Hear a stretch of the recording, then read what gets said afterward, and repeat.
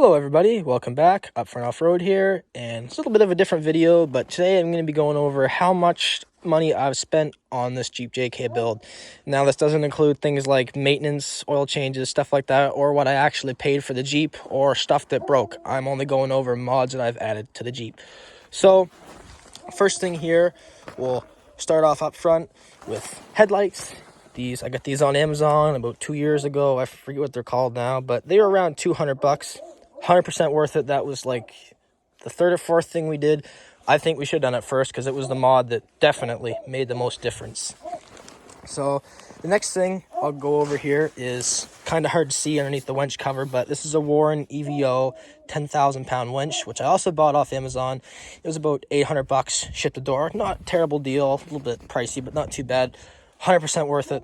I love those winches. I really think they're great. I think they're worth it. Definitely something you should have. And the next thing was the winch cover. I got this off Amazon as well. It's like this neoprene Warren winch cover. It actually specifically fits this winch for winter time to keep the salt and slush and the snow off it, keep it clean, last a little bit longer. That was about 100 bucks. And yeah, I'd buy it again. It's a little bit pricey, but it's a nice cover. And the last thing up here, it's kind of hard to see. You know, it's this hook, Haas, and plasma line. The hook and Haas were really nice bright red when I first bought them, but now they've kind of faded. The Ranger, they were $150 on Amazon for all three of these.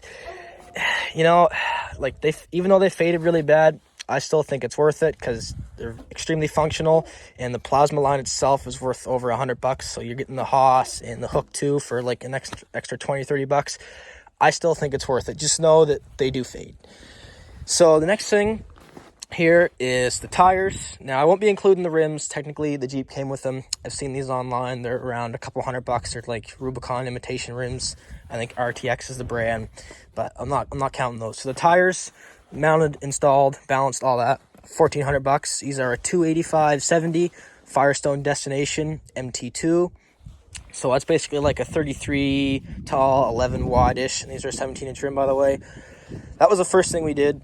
100% worth it. You know, these way better in the mud, way better in the snow. Good tire. They're not super noisy. Like, I have a review that you guys might want to check out if you're interested about these tires, where I go more in depth on my thoughts.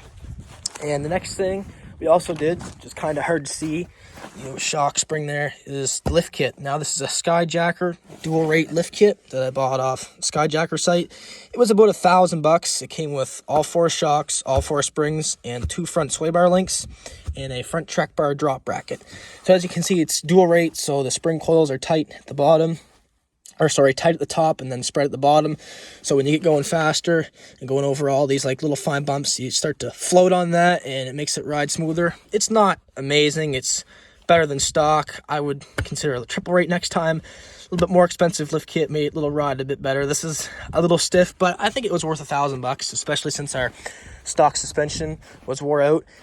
So the next thing we got here is the snorkel. Now I didn't buy the full kit.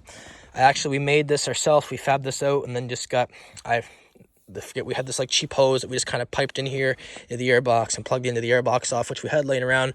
So I didn't pay anything for that. So the only thing I had to buy was this piece of the snorkel in the top, and it was about 250 bucks off Rugged Ridge, which that's a little pricey, but I think worth it considering the whole kit is like 800. We saved a lot of money just being able to make that part, but you gotta understand that's not something everybody can do.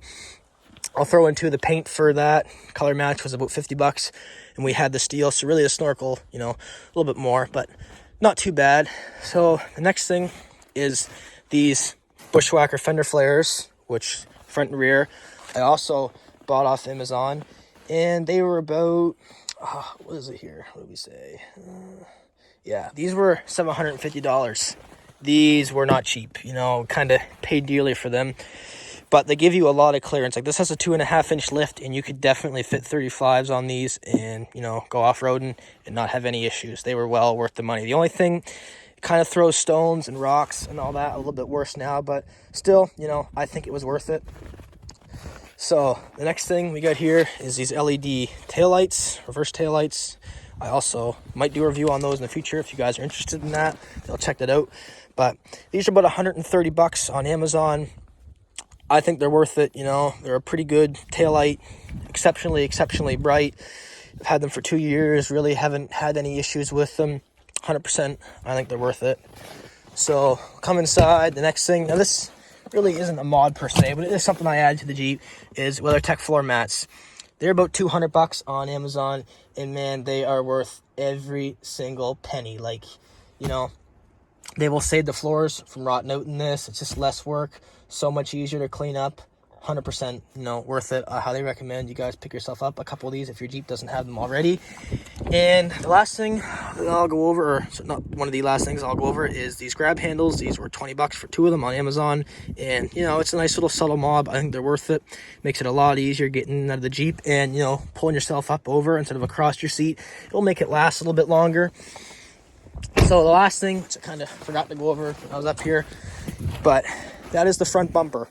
So this is a little bit tricky. We didn't buy this. We actually made this out of a flat piece of steel. So this is 3/16 steel. The full sheet cost me about $400, but we made 2 bumpers out of it. So essentially you could say it was $200 for steel, and it was about $100 to have it painted, and about $50 worth of welding wire, and $50 worth of mini grinder discs. So, you know, not too bad. That'd be what, 100, 300, 400. So yeah, it'd be about $400, when normally a bumper like this would cost you anywhere from $1,000 to $2,000. So, you know, that's also not something everybody can do, but if you can, it's definitely worth it. One other thing I'll throw in there, we also didn't buy, but there's a winch plate that winch sits on. We had the steel already. We made that, and we just used the bumper paint left over and painted it. So, you know, it really didn't cost anything per se, but that probably would cost you a couple $100 if you wanted to do something like that. But yeah, that's pretty much it, guys. That is how much it cost me to take this Jeep TJ to where it is today. Yeah, if you guys want to add that up as a total, that's something I should have done, but I didn't.